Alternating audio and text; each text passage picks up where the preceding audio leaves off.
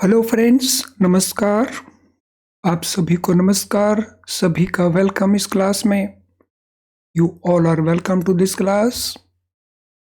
Friends, इस class में जितने स्टूडेंट्स ऑलरेडी ज्वाइन कर चुके हैं वो क्विकली कंफर्म करें आपका ऑडियो वीडियो एक्सेसिबल है। All students who have already joined this class, please confirm your audio video is okay. मैं वेट कर रहा हूँ आपका confirmation that your audio video is okay so that we can start. Yes, कर दीजिए confirm all of you। तो चलें शुरू करते हैं आज का डिस्कशन। आज का हमारा डिस्कशन मॉड्यूल सी का जो चैप्टर 22 है, that is funding and regulatory aspects relating to treasury. Friends, हमारी ये क्लास एक बेस बिल्डिंग क्लास है जिसमें पहले हम कॉन्सेप्ट को डिस्कस करते हैं और उसके बाद उससे रिलेटेड जो क्वेश्चंस हैं उनको डिस्कस करते हैं। फंडिंग एंड रेगुलेटरी एस्पेक्ट्स को लेकर के जो दो इम्पॉर्टेंट कॉन्सेप्ट है जहां से केस स्टडीज नॉर्मल क्वेश्चंस लगातार पूछे जाने की पॉसिबिलिटी बनी रहती है, तो वो है CRR that is cash reserve ratio and SLR that is statutory reserve ratio. तो इनको लेकर के क्योंकि लगातार क्वेश्चंस आते हैं तो इन डेप्थ हम इनके कॉन्सेप्ट्स क्या हैं, उनसे रिलेटेड क्वेश्चंस क्या क्या हैं, all this we shall discuss. तो शुरू करते हैं पहले हम कैश रिजर्व रेशियो से, CRR से। सो CRR क्या होता है, कहाँ मेंटेन होता है, कैसे मेंटेन होता है, क्या उसके परसेंटेजेस होते हैं, दूसरे रूल्स क्या हैं, let us try to understand. CRR के जो लीगल प्रोविजंस हैं, सबसे पहले यही क्वेश्चंस बार बार पूछा जाता है कि CRR के जो लीगल प्रोविजंस हैं वो कहाँ पे हैं। सो CRR से रिलेटेड जो लीगल प्रोविजंस हैं, तो जनरल प्रोविजन है section 42 sub section 1 banking regulation act 1940, sorry, it is Reserve Bank of India Act, not Banking Regulation Act. It is RBI Act 1935। तो यहाँ पे इसके लीगल प्रोविजंस हैं सेक्शन 42 सब सेक्शन 1। तो यहाँ पे इसके लीगल प्रोविजंस हैं। Now, according to these legal provisions, every bank shall maintain in India by way of cash reserve a sum equal to such percent of total of its net demand and time liabilities in India in such manner and for such dates as per RBI in terms of section 42 subsection 1 of RBI Act may specify by notification in official gazette from time to time having regard to need of securing monetary stability in the country। तो cash reserve ratio का requirement क्या है? हर एक bank maintain करेगा India के अंदर cash reserve.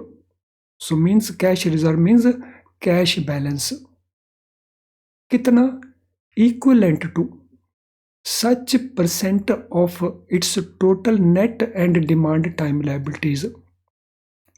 इसके जो total net demand and time liabilities हैं उनके परसेंटेज के तौर के ऊपर। और वो net demand and time liabilities भी इंडिया में देखनी है, बिकॉज किसी भी बैंक की net demand time liabilities it can be within India, it could also be outside India.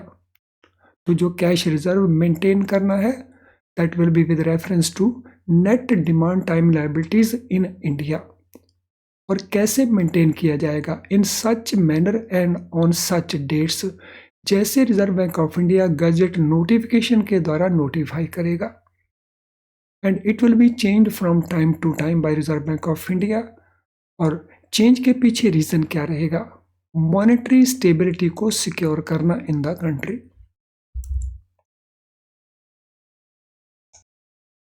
अब इसमें इंपॉर्टेंट पॉइंट्स क्या क्या निकल करके आए। सो पहली बात, इसके जो लीगल प्रोविजंस हैं वो हैं section 42 sub section 1 RBI act में।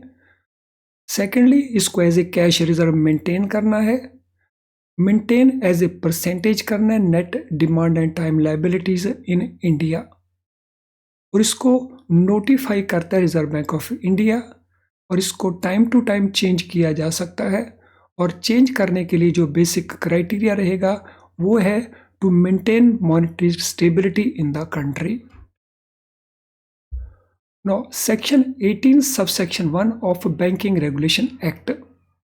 It is applicable for maintaining CRR to cooperative banks. So, जो unscheduled cooperative banks है, non-scheduled cooperative banks हैं, उनके लिए जो CRR के प्रोविजंस हैं, जो शेड्यूल्ड कोऑपरेटिव बैंक्स है उनके लिए सेक्शन 42 ही है, लेकिन जो नॉन शेड्यूल्ड हैं उनके लिए CRR के रूल्स हैं under section 18 subsection 1 banking regulation act. तो ये ध्यान रखना है डिस्टिंक्शन को। एक होता है नॉर्मल CRR जो हमने यहाँ पे देखा। नो फॉर एग्जांपल यहाँ पे नेट डिमांड टाइम लायबिलिटीज किसी बैंक की 80,000 करोड़ है, और इसमें से 10,000 crore net demand time liabilities outside country हैं। तो दिस मीन्स CRR जो मेंटेन होगा वो 70,000 के ऊपर मेंटेन होगा as a percentage. Let us see अगर ये परसेंटेज 4% है, तो 4% अगर है तो बैलेंस मेंटेन होगा 2800 करोड़ का। और कितने पीरियड के लिए होगा ये रूल भी अभी हम आगे जाके देखेंगे। सो ये थी हमारी normal CRR। So there could be incremental CRR, means additional CRR for some purpose. तो according to section 42 subsection 1A, तो ये 1A हो गया हमारा। तो यहाँ पे सेक्शन 1 है तो इसका आगे फर्दर 1A हुआ। RBI may require scheduled banks to maintain additional average daily balance. So additional incremental CRR में क्या होगा, additional average daily balance maintain करना होगा, amount of which shall not be less than the rate specified by Reserve Bank of India in the notification. उसका amount कितना होगा जो Reserve Bank of India notification के द्वारा, गजट नोटिफिकेशन के द्वारा स्पेसिफाई करेगा। And it may be there from time to time. Such additional balance shall be calculated with reference to excess of total NDTL of that bank shown in the returns referred to in section 42(2) of RBI Act. तो ये जो additional balance होगा इसको calculate कैसे करेंगे? इसको calculate करने के लिए एक बेस डेट को लिया जाएगा with reference to excess of total NDTL of the bank as shown in the returns referred to this section. तो इस सेक्शन में रिजर्व बैंक ऑफ इंडिया को CRR का रिटर्न जाता है। सो उस रिटर्न को एक कट ऑफ डेट ले लिया जाएगा over its total of NDTL at close of the business as on date specified in the notification. तो यहाँ पे जो बेस डेट ले ली जाएगी वो रिटर्न के मुताबिक ले ली जाएगी, और फिर जो CRR एडिशनल बैलेंस मेंटेन करना होगा उसको स्पेसिफाई किया जाएगा with reference to close of the business on date specified in the notification. तो इस प्रकार से उसका कैलकुलेशन किया जाएगा एडिशनल बैलेंस का।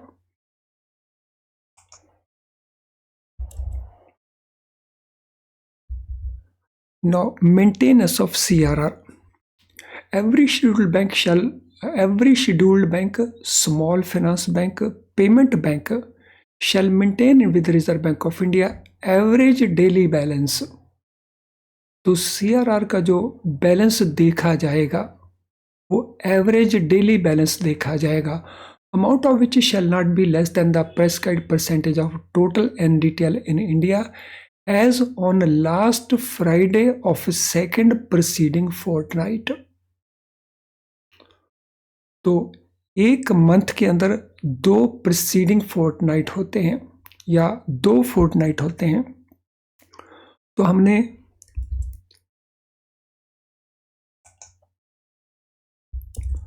फर्स्ट प्रीसीडिंग फोर्टनाइट के अकॉर्डिंगली इसको मेंटेन नहीं करना, इसको मेंटेन करना है second preceding means second previous fortnight, जो उसका लास्ट फ्राइडे होगा उसके रेफरेंस में इसको मेंटेन करना है। तो दो बातें इसके अंदर आ गई इंपॉर्टेंट। एक, जो भी मेंटेन किया जाएगा वो एवरेज डेली बैलेंस मेंटेन किया जाएगा, और एवरेज डेली बैलेंस फोर्टनाइट का देखा जाएगा। और फोर्टनाइट कौन सा होगा? It will end on what? Last Friday of second preceding fortnight. यानी यहाँ पे हमारे पास एक फोर्टनाइट का टाइम लैग होता है, यानी गैप रहता है एक फोर्टनाइट। Fortnite means 14 days. और 14 डेज के लिए जो हम क्लोजिंग डे लेते हैं, कौन सा लेते हैं? वो लेते हैं Friday. Every cooperative bank not being a scheduled cooperative bank, अगर वो शेड्यूल्ड कोऑपरेटिव बैंक नहीं है जिसके ऊपर section 18(1) banking regulation act applicable होता है, तो जो शेड्यूल्ड कोऑपरेटिव बैंक नहीं, they will maintain daily in India on daily basis bye way of cash reserve with itself. जो कमर्शियल बैंक है, स्मॉल फाइनेंस बैंक है, पेमेंट बैंक्स है, RRB हैं, वो रिजर्व बैंक ऑफ इंडिया में इस balance को मेंटेन करते हैं। कोऑपरेटिव बैंक अगर शेड्यूल्ड है वो भी रिजर्व बैंक ऑफ इंडिया में मेंटेन करेंगे। लेकिन अगर वो नॉन शेड्यूल्ड कोऑपरेटिव बैंक है तो कैश रिजर्व वो अपने पास भी मेंटेन कर सकता है, या balance in current account with Reserve Bank of India भी मेंटेन कर सकता है, या balance in current account with state cooperative bank भी मेंटेन कर सकता है इन द स्टेट कंसर्न्ड, या नेट बैलेंस वो करंट अकाउंट में मेंटेन करेगा। In case of primary urban cooperative bank, balance with district central cooperative bank of the district concerned, और in one और more of the aforesaid veg. तो ये different methods हैं जिनके मुताबिक जो नॉन शेड्यूल्ड कोऑपरेटिव बैंक्स हैं वो सीआरआर को मेंटेन करेंगे। तो इनके लिए अलग अलग मेथड्स हैं, लेकिन जो शेड्यूल्ड बैंक हैं, स्मॉल फाइनेंस बैंक्स हैं, पेमेंट बैंक्स हैं जिसमें आरआरबीज भी आ जाते हैं, कोऑपरेटिव बैंक्स भी शेड्यूल्ड आ जाते हैं, तो वो सारे के सारे बैलेंस मेंटेन करेंगे with RBI, reserve Bank of India. Local area banks, तो अगर वो लोकल एरिया बैंक्स हैं तो they will maintain CRR balances with itself, तो वो भी अपने साथ बैलेंस रख सकते हैं, और by way of balance in current account with Reserve Bank of India, या by way of net balance in current account, और इन वन और मोर ऑफ अफोरसेड वेज। तो उनके लिए भी ये तीन मेथड्स हैं, या इनमें से कोई एक मेथड वो चूज कर सकते हैं, और वो भी उतना ही मेंटेन करेंगे। Total of its NDTL in India as on last Friday of second preceding fortnight. तो ये सारा कुछ कॉमन है सभी बैंकों के लिए, लेकिन लोकल एरिया बैंक्स के लिए, नॉन शेड्यूल्ड कोऑपरेटिव बैंक्स के लिए there are more than one options for maintaining CRR. Manners उनके पास जिस मैनर में रखा जाएगा तो उनके पास एक से ज्यादा हैं। Now, maintenance of minimum CRR on daily basis. Every scheduled bank, small finance bank, payment bank, they will maintain minimum CRR of not less than 90% of required CRR. यानी उनका जो मिनिमम बैलेंस होगा CRR अकाउंट में वो कितना रहना चाहिए? Not less than 90% of required CRR on all days during reporting fortnight in such manner that average of CRR maintained daily shall not be less than CRR prescribed by Reserve Bank of India। तो इसको हम इस प्रकार से understand कर सकते हैं। Let us से देयर इज ए बैंक जिसका एनडीटीएल 1 लाख करोड़ है और ओवरसीज उसका एनडीटीएल 20,000 करोड़ का है, तो this mean NDTL in India will be 80,000 crores. Let us assume 5% rate है CRR का जो रिजर्व बैंक ऑफ इंडिया ने प्रेस्क्राइब किया। It is just an assumption. तो 80,000 का 5% दैट मीन 4,000 करोड़ ये बैलेंस मेंटेन करना होगा बैंक को। अब ये बैलेंस एवरेज बैलेंस मेंटेन करना है, और जब एवरेज बैलेंस है तो ऐसा हो सकता है ऑन फ्यू डेज बैलेंस में बी लेट अस से this much, on some other day balance may be let us say this much, on some other day let us say balance may be this much. तो on different days balance vary कर सकता है, लेकिन average it should be 4000 crore for a fortnight. तो ये जो daily balance basis के ऊपर बैलेंस रहेगा वो बैलेंस कितना होना चाहिए? वो बैलेंस होना चाहिए 90% ऑफ दिस बैलेंस। तो अगर 4000 करोड़ का एवरेज बैलेंस एक पर्टिकुलर फोर्टनाइट में मेंटेन करना है तो मिनिमम बैलेंस कितना होगा? सो 4000 का 90%। तो दैट मीन कि मिनिमम बैलेंस किसी भी समय इस अमाउंट से ज्यादा नहीं होगा। तो ये हमारी केस स्टडी भी बन जाती है।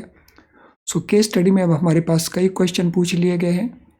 उसने ओवरऑल एनडीटीएल दे दिया और उसके बाद उसने कहा कि जो ओवरसीज एनडीटीएल है वो इतनी है, लोकल एनडीटीएल कितनी होगी इंडिया में, सीआरआर का अमाउंट कितना होगा, और मिनिमम बैलेंस जो 90% मेंटेन करना है वो कितना होगा, फोर्टनाइट का जो टोटल प्रोडक्ट है वो कितना होगा, डिफरेंट डेज के ऊपर सीआरआर को ऐसे बैलेंस मेंटेन किए गए तो एक पर्टिकुलर डे को बैलेंस कितना होगा। सो इस प्रकार के कई क्वेश्चंस वो आपको केस स्टडी की फॉर्म में दे सकता है। Now calculation of net demand time liabilities, NDTL का जो कैलकुलेशन है वो कैसे रहेगा? NDTL of the bank includes, जो बैंक के नेट डिमांड टाइम लायबिलिटीज हैं उसमें क्या क्या इंक्लूडेड है? ए, liabilities towards the banking system net of assets with the banking system as defined in section 42 of RB Act for scheduled banks, small finance banks, payment banks, or section 18 of Banking Regulation Act 1998 for non-scheduled banks, or section 18 of Banking Regulation Act read with section 56 thereof for non-scheduled cooperative banks. तो यहाँ पे हमारे पास तीन तरह के banks आ गए। एक आ गए हमारे पास शेड्यूल्ड बैंक्स और उनके साथ आ गए हमारे small finance banks, payment banks. दूसरी कैटेगरी बैंकों की आ गई जो नॉन शेड्यूल्ड बैंक्स हैं, और तीसरी कैटेगरी आ गई जो नॉन शेड्यूल्ड कोऑपरेटिव बैंक्स हैं। तो NDTL of bank includes liabilities toward the banking system net of assets with the banking system। तो अगर किसी बैंक का बैंकिंग सिस्टम की लाइबिलिटी 20,000 करोड़ की है और बैंकिंग सिस्टम की तरफ उसके एसेट्स 16,000 करोड़ के हैं, तो जो बाकी 4,000 करोड़ बचे वो इंक्लूड हो जाएगी एनडीटीएल के अंदर।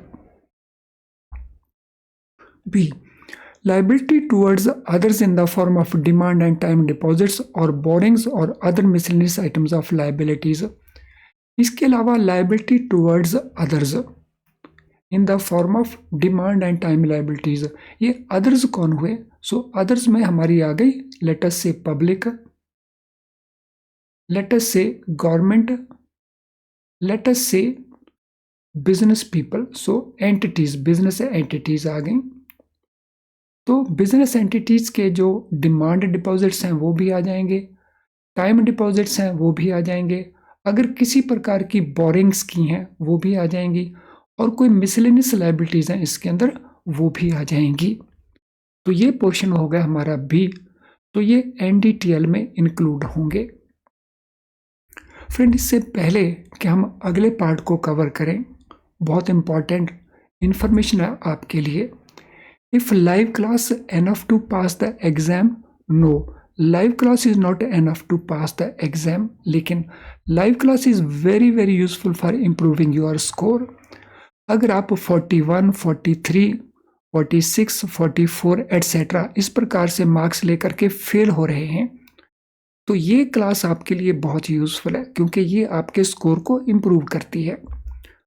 पास होने के लिए आपको फुल सिलेबस कवर करना चाहिए, और फुल सिलेबस को कवर करने के लिए अगर आप IIBF बुक्स को यूज़ कर रहे हैं तो इन बुक्स में आपके सामने कुछ इश्यूज हो सकते हैं। For example, number 1, difficult to understand.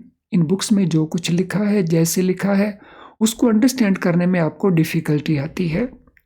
उसके चलते आप उसको बार बार करते हैं, फिर भूल जाते हैं, और रिजल्ट होता है you have to consume lot of time, और टाइम आपके पास ऑलरेडी कंस्टेंट रहता है। आप प्रैक्टिस करनी चाहते हैं लेकिन बहुत सारे क्वेश्चन नहीं है प्रैक्टिस के लिए इन बुक्स के अंदर, थोड़े क्वेश्चन हैं।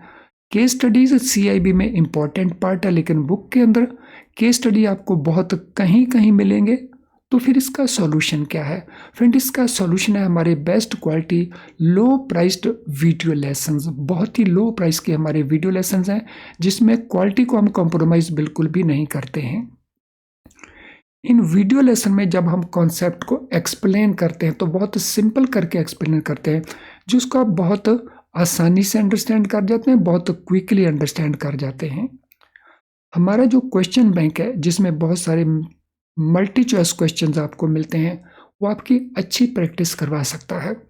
हमारे जो केस स्टडीज़ का पैकेज है इसमें बहुत सारी केस स्टडीज़ आपको मिल जाएंगी विद सॉल्यूशन, तो आपका ये इशू भी सॉल्व हो जाएगा। और जब आप इन सभी चीज़ों को यूज़ करते हैं तो फिर आपकी पास होने की जो पॉसिबिलिटीज़ है एक ही बार में वो इम्प्रूव कर जाएंगी। अब ये अवेलेबल कहाँ है? तो इसके लिए आप हमारी वेबसाइट में जाइए। हमारी वेबसाइट का जो कोर्सेज पेज है उसको ओपन करिए, तो वहाँ पे आपको ये सारे के सारे कोर्सेज जो भी आपने लेने हों तो आप उनको यूज़ कर सकते हैं। और ये हमारी ऐप में भी अवेलेबल है, हमारी ऐप को डाउनलोड कर लीजिए, तो वहाँ से भी आपको ये सब कुछ मिल जाएगा। सो अगर इतना कुछ इतना अच्छा अवेलेबल है और वो भी बहुत लो प्राइस के ऊपर without any compromise on quality, तो why not to use it and improve our chances of passing the exam. Friends, आज का सेशन अगर आपको यूज़फुल लगा हो तो लाइक के बटन को पुश कर दीजिए, और अभी पुश कर दीजिए, बाद में आप भूल जाते हैं। तो जब आप लाइक बटन को पुश करते हैं तो हमारा YouTube जो है वो बहुत सारे और स्टूडेंट्स को इस लेसन को दिखाने की कोशिश करता है। अगर हो सके तो इस वीडियो को शेयर करें अपने फ्रेंड्स और कोलीग्स के साथ। अगर आपको हमारे नोटिफिकेशंस नहीं मिल रहे हैं जिसके कारण आपकी क्लासेस मिस हो रही हैं, तो अभी हमारे चैनल को सब्सक्राइब कर लीजिए, वो भी बेल आइकन के साथ। फिर आपको सारी नोटिफिकेशंस हमारी ऑन टाइम मिलती रहेंगी और आपको किसी प्रकार का प्रॉब्लम नहीं होगा regarding our classes availability.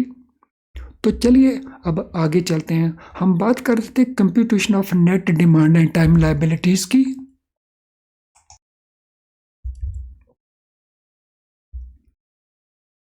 Loans borrowings from abroad by banks in India shall be reckoned as liabilities to others and shall be subject to reserve requirement। अगर किसी बैंक ने लोन रेज किया है या पैसा बोरो किया है not in India but abroad, तो उसको भी हम CRR पर्पस के लिए NDTL में इंक्लूड करेंगे और उसको दिखाएंगे क्या, liabilities towards others. On the other hand, lending to banks abroad will not be considered asset with banking system and hence will not be allowed to be netted out of interbank liabilities। तो यहाँ पे difference क्या रहा? अगर वो lending and borrowing with in India है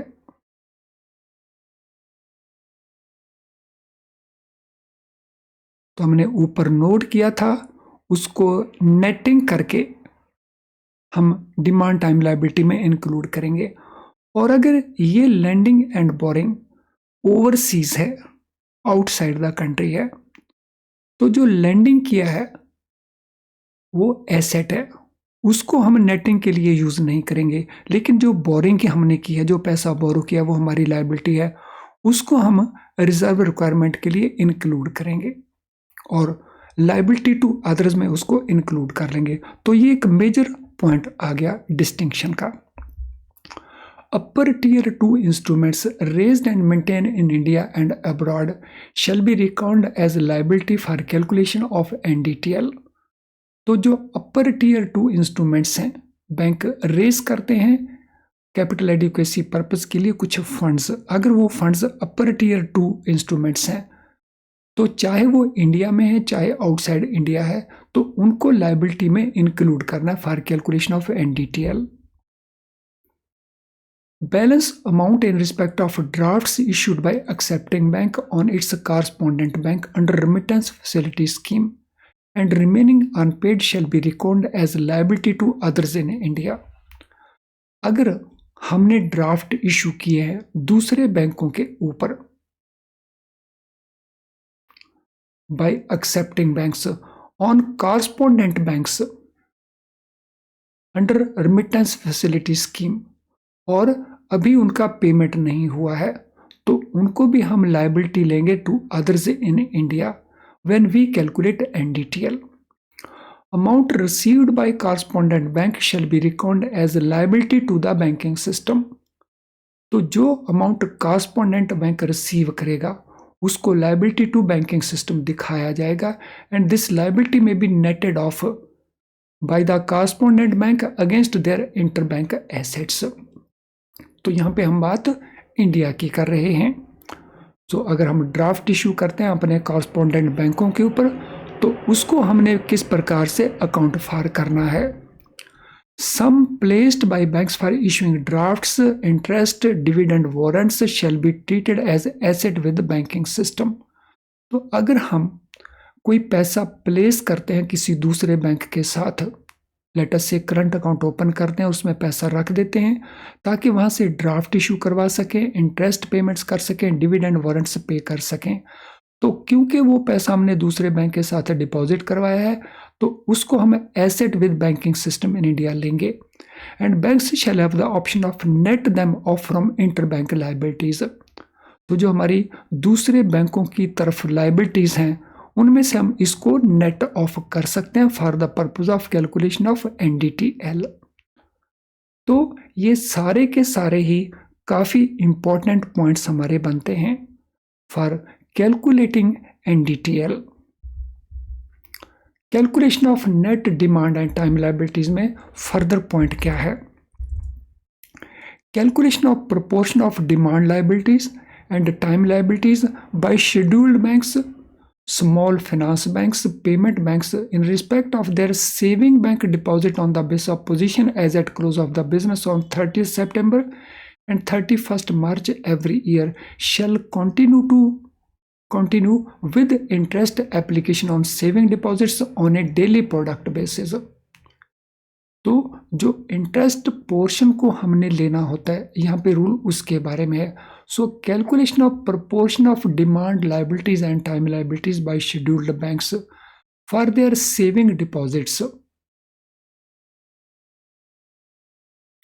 on the basis of position as at close of half yearly 30th September and 31st March every year, so it shall continue with interest application। यानी हम interest बीच में include करेंगे और interest का जो calculation होगा वो डेली प्रोडक्ट बेसिस के ऊपर होगा।